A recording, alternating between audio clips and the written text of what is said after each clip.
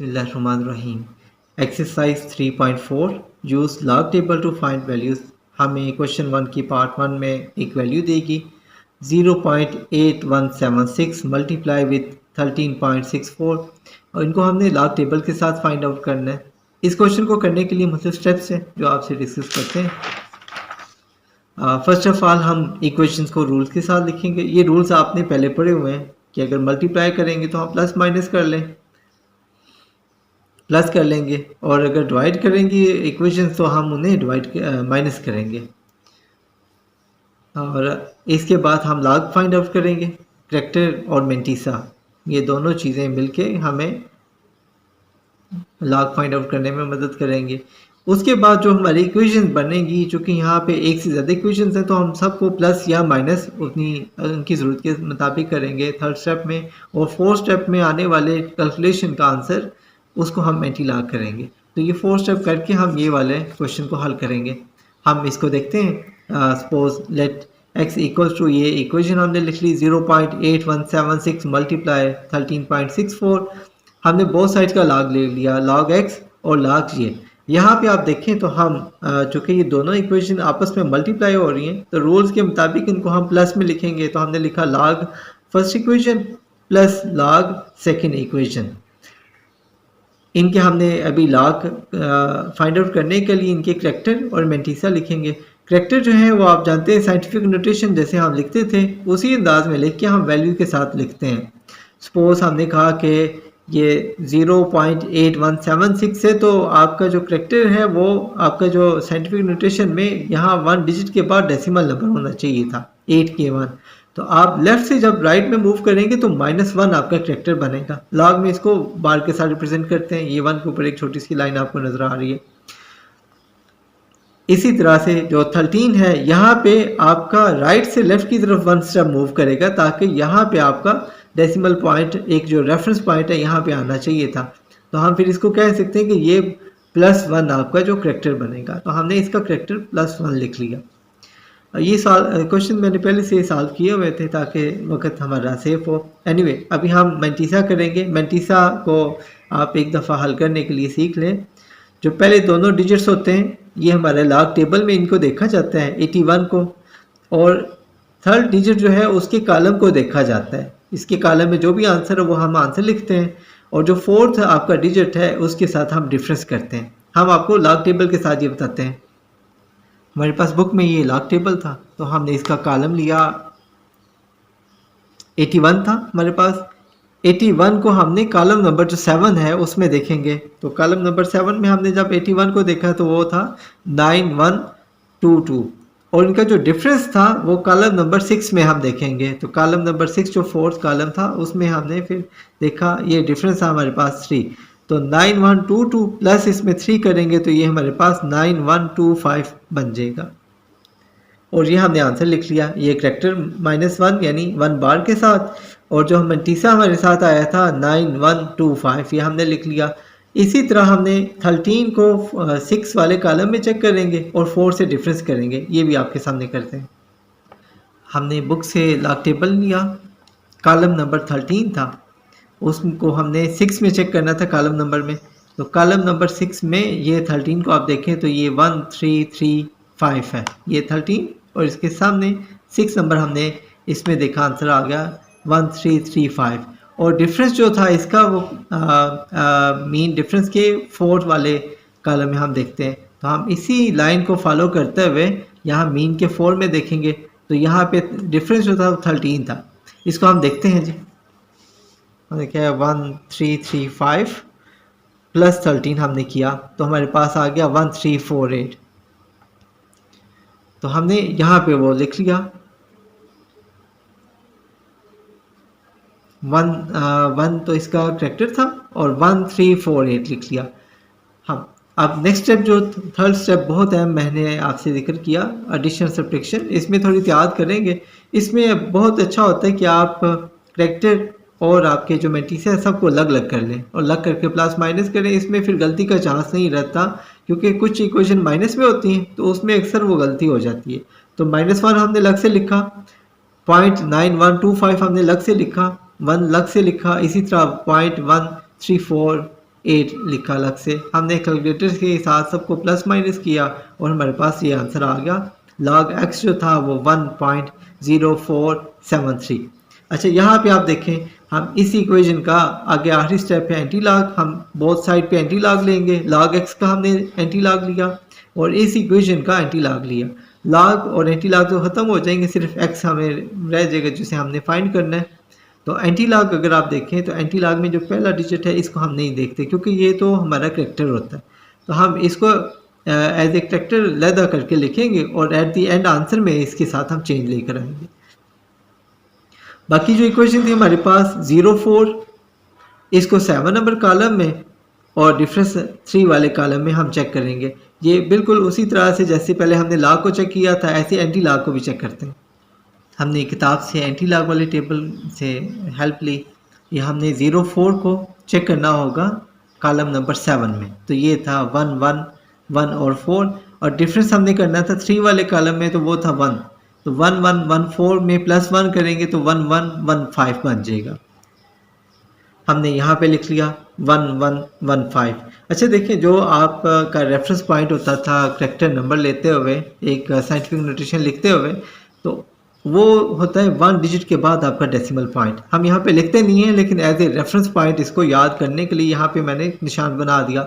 अब करेक्टर हमारा 1 था, तो 1 प्लस में था, इसलिए इसका मीन था कि ये प्लस हम इधर से मूव करते हुए इधर आए थे। तो ये मैंने फिर डेसिमल पॉइंट वापस एक स्टेप पीछे ले गया, तो मेरे पास 11.15 ये हमारे पास आंसर आ जाएगा।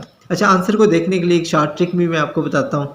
अगर आपको जो क्वेश्चन दिया गया है 0.8176 मल्टीप्लाई 13.46, इसको सिंपल आप कैलकुलेटर से मल्टीप्लाई करें तो आपके पास यही सेम आंसर आ जाएगा। तो आप सारे सोल्यूशन के बाद अपना आंसर अगर देखना चाहें एग्जाम के दौरान कि आपका आंसर ठीक है, तो वो भी आप चेक कर सकते हैं। एक्सरसाइज 3.4 पार्ट नंबर 2 हम करते हैं। इसको शॉर्टली हम देखते हैं क्योंकि तरीका तो आपने देख लिया। इक्वेशन थी, इसी एक्सपोनेंशियल पावर 1/8 थी, तो हमने लिखा log x equals to equation और इसी exponential power taking log both side, हमने दोनों साइड पे log ले लिया। यहाँ पे रूल हम अप्लाई करेंगे। रूल आप जानते हैं कि किसी भी चीज़ की जो पावर होती है वो हम शुरू में लिखते हैं log के। तो ये पावर थी 1/8, तो हमने शुरू में लिख लिया और log ये सारी इक्वेशन लिखी। इस इक्वेशन का हमने लॉग और मैंटीसा और करेक्टर देख लिया। आपका चूँकि डेसिमल पॉइंट यहाँ पे है तो आप 2 स्टेप मूव करेंगे, 1 स्टेप और 2 स्टेप, तो इसका मीन आपका करेक्टर जो है वो 2 है। आप 78 को 9 कॉलम और 5 के साथ डिफरेंस करेंगे आप लॉग टेबल से। मैंने पहले से किया हुआ है, तो वो 8974 बना था। तो हम इसको हम जब डिवाइड करेंगे 8 के साथ, ये सारी इक्वेशन को हम डिवाइड कर देंगे 8 के साथ। ये मेरे पास क्वेश्चन था, इसी इक्वेशन का ये log x था। अब हमें तो सिर्फ चाहिए था x की वैल्यू, तो हम एंटी log लेंगे इसका भी, x का भी, और एंटी log लेंगे इसी इक्वेशन का। तो एंटी log और log खत्म, x सिर्फ रह जाएगा। तो ये मेरे पास देखिए इक्वेशन को आप देखें तो 0.36022 है। इसमें जो करेक्टर है वो 0 है। इसका मीन है आपका जो आंसर आएगा उसमें आप चेंज कोई नहीं लेकर आएंगे क्योंकि करेक्टर आपका 0 है। तो जहाँ पे रेफरेंस पॉइंट होएगा उधर ही आप अपना डेसिमल पॉइंट लगा देंगे। तो 36 और 2, इसका आपने 36 को कॉलम नंबर 2 और डिफरेंस 2 करेंगे, तो ये मैंने पहले से किया हुआ था, तो ये मेरे पास 2302 आ गया। नॉर्मली साइंटिफिक नोटेशन में जो डेसिमल पॉइंट होता है ना वो 1 डिजिट के बाद होता है। तो चूंकि अब करेक्टर 0 था तो ये हम उसी डिजिट के बाद एक डेसिमल लगा लेंगे, इसको दाएं बाएं मूव नहीं करेंगे। तो यही हमारे पास x की वैल्यू आ जाएगी। एक्सरसाइज 3.4 का क्वेश्चन 1 पार्ट नंबर 4 बहुत ही अहम क्वेश्चन, अमूमन हर पेपर में ये लाजमी आता है। रेडिकल पावर 5 है 2.709 और 7 रेडिकल पावर है इसकी 1.239। हम सपोज करते हैं x इक्वल टू ये इक्वेशन, हम बोथ साइड का log लेंगे, log x equal to log 2.709, और हमने ये जो रूट वैल्यू लिखी थी इसको एक्सपोनेंशियल फॉर्म में लिख लिया। आप जानते हैं कि 5 रूट का इक्वल होता है 1/5, इस तरह 7 का भी हमने 1/7 कर दिया। यहाँ हम रूल अप्लाई करेंगे log के, तो जो एक्सपोनेंशियल पावर होती है वो शुरू में चली जाती है, पावर शुरू में चलेगी log, और ये सारी इक्वेशन आ गई। अब ये चूँकि मल्टीप्लाई है तो मल्टीप्लाई की जगह में प्लस आ गया। 1/7 शुरू में लॉग और ये सारी इक्वेशन आ गई। यहाँ पे करेक्टर आप देखें तो करेक्टर आपके पास ऑलरेडी उसी रेफरेंस पॉइंट पे डेसिमल पॉइंट बने हुए हैं जहाँ पे हमें चाहिए होते हैं, तो हम ना लेफ़्ट और राइट के ही साइड पे मूव नहीं करेंगे, इसलिए इसका भी करेक्टर 0 और इस इक्वेशन का भी करेक्टर 0 आएगा। अभी इसको 27 को 0 कॉलम में देखें और 9 के साथ डिफरेंस करें तो ये मेरे पास लॉग इसका आ गया। इसी तरह से 12 को आप 3 कॉलम नंबर में और 9 डिफरेंस से करेंगे तो ये मेरे पास आंसर आया था, आप चेक कीजिएगा इसको। इस इक्वेशन को डिवाइड किया मैंने 5 के साथ, आंसर मेरे पास 0.0856। इस इक्वेशन को 7 के साथ मैंने डिवाइड किया तो 0.0133 आ गया। दोनों को मैंने प्लस किया तो मेरे पास आंसर आ गया 0.0999।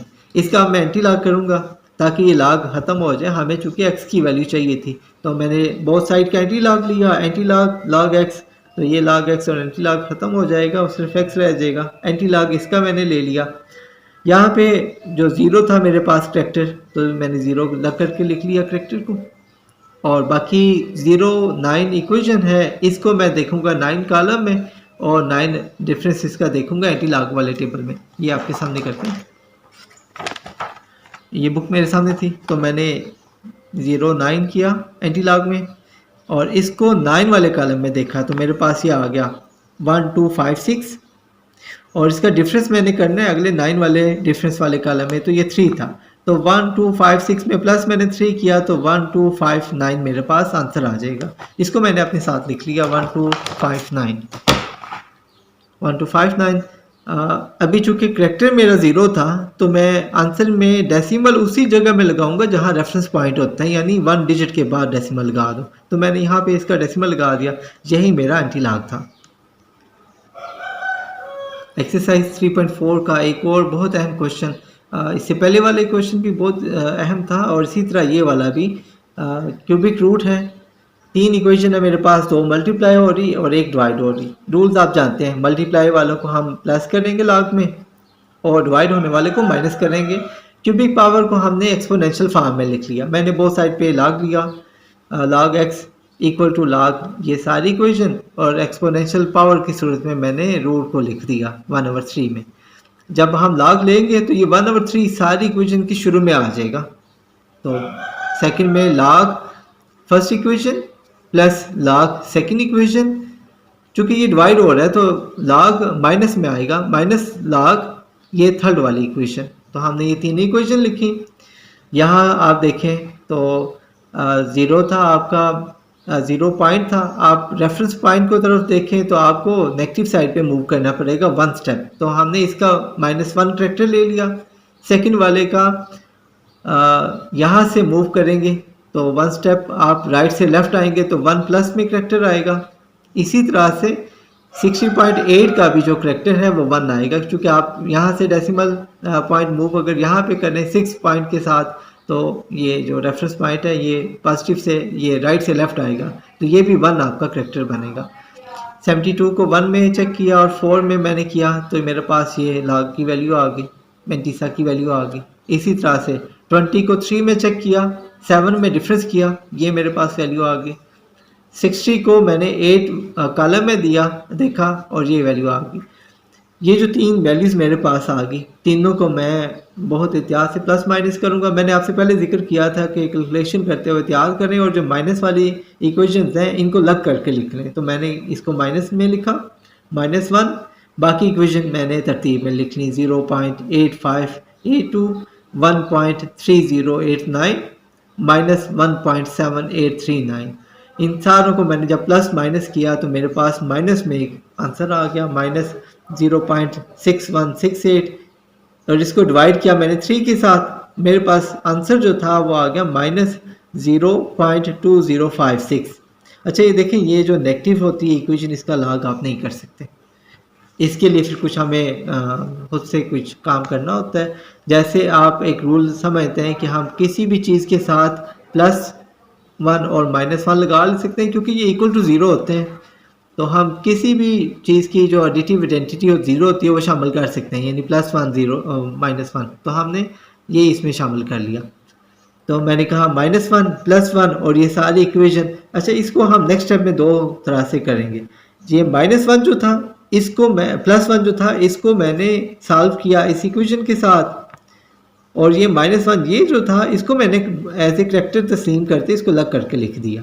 तो ये -1 तो वैसे ही आ गया। तो इस 1 में जब हम करेंगे माइनस, तो हमने इसको यहाँ पे चेक करते हैं 1 माइनस 0.2056, तो मेरे पास आंसर आ जाएगा 7944। और ये जो आंसर मेरे पास है ये प्लस में आ गया। अभी मैं अपना मसला हल कर सकता हूँ, अभी मैं इसका एंटी लॉग ले सकता हूँ। तो हमने इस इक्वेशन को लिखा और इसका एंटी लॉग लिया। ये चूंकि मेरे पास बतौर रेफरेंस करैक्टर होता है तो करैक्टर मैंने -1 लग करके लिख लिया। बाकी जो इक्वेशन थी 7944, इसका एंटी लॉग मैंने चेक किया, 79 को 4 में देखा और 4 से ही डिफरेंस किया, तो वो मेरे पास आंसर जो था वो आ गया 622 और 9। अच्छा, यहाँ चूंकि करैक्टर मेरे पास माइनस था, माइनस में, तो बतौर रेफरेंस तो मेरे पास डेसिमल यहाँ होता है, तो एक स्टेप मैं दूसरी साइड पे मूव करूँगा क्योंकि मेरे पास करैक्टर माइनस था। तो ये मेरे पास आंसर आ जाएगा 0.6229 और डेसिमल मेरा यहाँ पे शिफ्ट हो जाएगा।